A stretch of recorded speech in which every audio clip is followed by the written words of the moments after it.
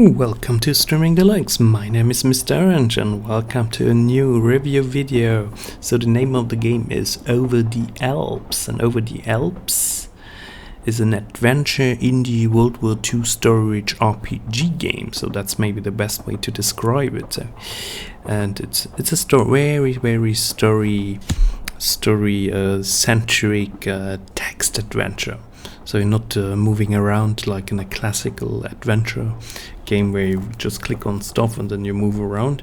No, it's a text adventure. So if you're not really in the mood to read text and to follow a story or based on text, so without synchronization, etc., voiceover, etc., then I would say the game might not be for you. But if you like text adventure, so definitely should give Over the Alps a try. And that's what I did. So I'm actually not the biggest text adventure fan, but I very much enjoyed it. So little disclaimer before I continue my video. So I got this game for review purposes, but I would recommend this game as what it is, a text adventure. So from this point of view, take a look of it. Alright, so let's get a little bit more into this game. So it's written on the Steam store page. Postcards written in invisible ink reveal a secret history. Travel back in time in the debut game from Stave Studios. Over the Alps, stay undercover, evade the police, and race across 1939 Switzerland in this Hitchcockian World War Two spy thriller. Yeah, it's true. It has a very interesting atmosphere.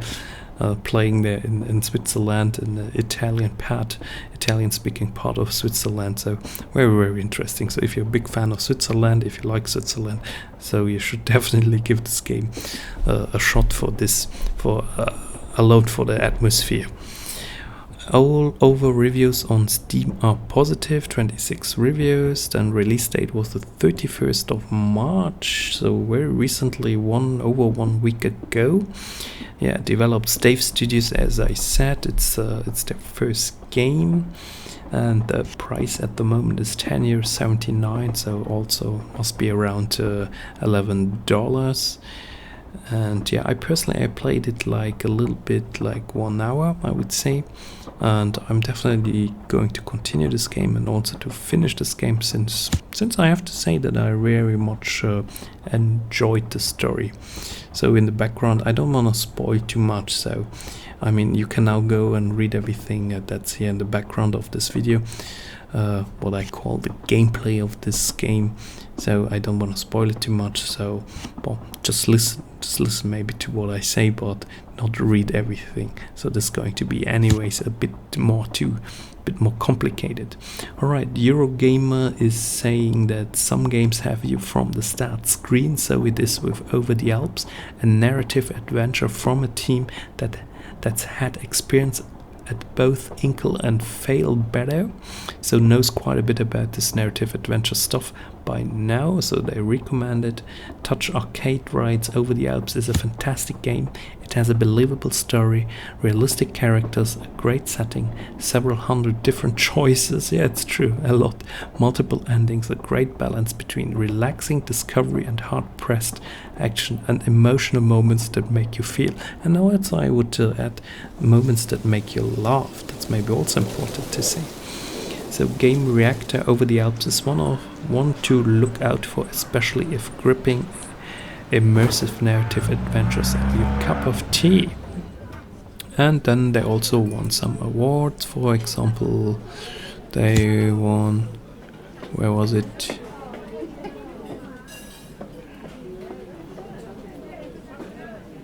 So the Pocket Gamer Mobile Game Awards, Best Indie Studio, Casual Connect Indie Prize Award, Bonus Stage Live, Bonus Stage Prize, Writers Guild of Great Britain, Best Writing in a Video Game. That's cool. So Stave Studios, yeah, it's true, it's actually their first game on Steam. And so let's go to the reviews on Steam maybe. And yeah, mostly are positive, so maybe can give you some impressions from some people here on Steam. So for example, Jana66 is concluding that Over the Alps is an interesting and exciting visual novel with some nice ideas that don't quite succeed. The story and characters keep you interested throughout, but I found that subsequent playthroughs are very similar indeed. That's always very important. So it's a game where you have different choices. So you click on those different stamps that represent the mood of your character or the mood of a different choice. And the question is, so are those choices going to have in the overall picture? That means you take at one point choice A, then you take choice B, and then C, and then in the end it's the mix-up of those choices is changing the story and is changing the outcome of the story. So it's changing then again how the next choice is going to be made. That's a good question. Honestly, I haven't played through the game yet, as I said before, and I think you have to play through it multiple times to really find out that if this is the case or not. So, but some people say it's very similar sometimes.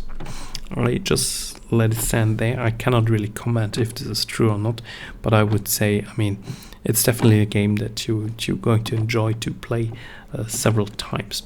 Yeah, let's look at the negative review. An interactive spy story. So the Anthroponaut writes, an interactive spy story, just a little bit like 80 Days. Great concept, but rather poorly executed. So he writes too, you choose what you want to do in the story by picking stamps, a picture on which theme to determine the mood of what you say.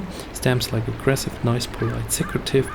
Only what you choose really results in a highly random event, he says, consistently leaving you wondering how that matched the stamp at all.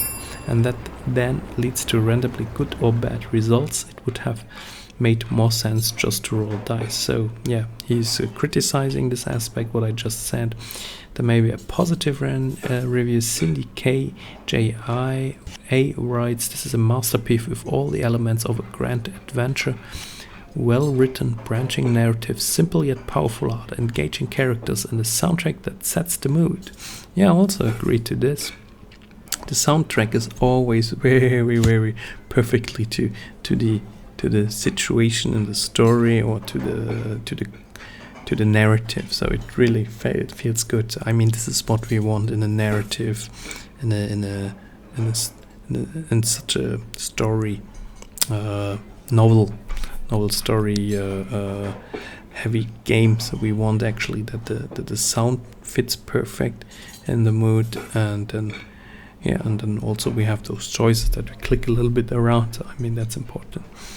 Yeah, and if you like Switzerland, what I said before, it's those backgrounds are very nicely crafted, and it's nothing special, but it's the overall colorful theme that's just giving you a positive, a happy atmosphere. Like, for example, having here the sea, the lake with this little boat, sailing boat, and then you have the Hotel Alpine and this plane over there. So I very much like this. Alright, so love the art style and the story. Definitely need more installments. Major Tom Del Monte. Grow writes, a fantastic game with a beautiful art style and a wonderful story, recommended for all fans of interactive narratives. Then we have Mikhailovich. He writes, in Russian, can't read it. So we have River Eyes, disarmingly old-fashioned Over the Alps carries some serious Carmen Sandiego vibes with it. Not in the gameplay, but in its way of evoking a simpler, idealized version of Europe and high adventure within its borders. I personally enjoyed it way more than the excellent 80 Days, but I'm biased due to my love of the era. Yeah, that's good. So yeah, a little spy story. Little spy story that I continue to play, that I also very much enjoyed, and I hope you're going to check it out yourself. So go on the Steam store page, watch a trailer, or of course also read some of the reviews on the Steam store page. And I hope you enjoyed this video, and yeah, leave me a comment there or a thumbs up. This would be great. So thank you very much for watching. See you the next time, guys. Bye bye.